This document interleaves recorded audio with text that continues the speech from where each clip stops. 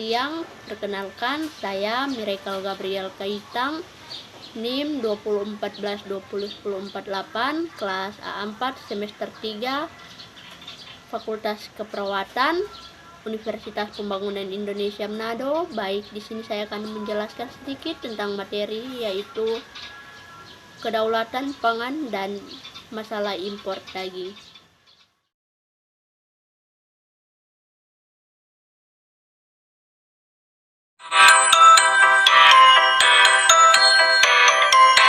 Indonesia merupakan suatu negara yang melimpah sumber daya alamnya. Dengan segala potensi sumber daya alam yang melimpah, seharusnya Indonesia mampu memenuhi kebutuhan pokok rakyatnya. Namun, pada kenyataannya, kita masih banyak melakukan impor beras dan kebutuhan lainnya. Jumlah peningkatan penduduk Indonesia per tahun dalam juta jiwa tahun 2011 240,7 dan 2015 254,9. Ekstensifikasi lahan pertanian 40 hektar per tahun.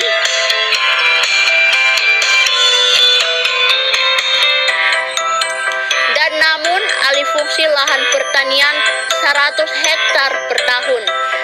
Kedaulatan pangan Indonesia terancam sebab setiap tahun lahan pertanian lokal terus menurun, jumlahnya 40 juta tahun 2004 dan 26 juta tahun 2013.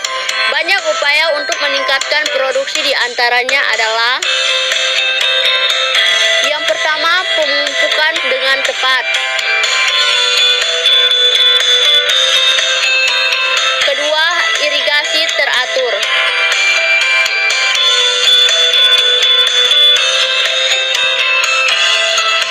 Ketiga, pengolahan lahan. Dan keempat, pemilih bibit unggul. Yang pertama, produksi daging sapi. Rata-rata pertumbuhan produksi per tahun 10,8% dari tahun 2012 sampai dengan tahun 2019 755,1. Dan produksi ikan, rata-rata pertumbuhan produksi per tahun 8,7% dari tahun 2012 sampai dengan tahun 2019 berjumlah 18,7. Itulah penjelasan singkat saya tentang kedaulatan pangan. Sekarang kita akan menjelaskan tentang masalah impor daging. Apakah masalah impor daging di Indonesia? Karena Indonesia juga masih bergantungan pada impor. Dan Indonesia juga punya masalah seperti kasus korupsi pada impor daging. Di sini saya akan menunjukkan sebuah video tentang korupsi pada impor daging. Terbukti secara sah dan meyakinkan bersalah melakukan tindak pidana korupsi secara bersama-sama. Majelis Hakim Pengadilan Tipikor menjatuhkan hukuman 14 tahun penjara dan denda 1 miliar rupiah kepada terdakwa kasus suap impor daging sapi Ahmad Fatona. Menurut Majelis Hakim, Fatona secara bersama-sama dengan Presiden PKS Lutfi Hasan Ishak telah menerima uang 1,3 miliar rupiah untuk mengatur penambahan kuota impor daging sapi.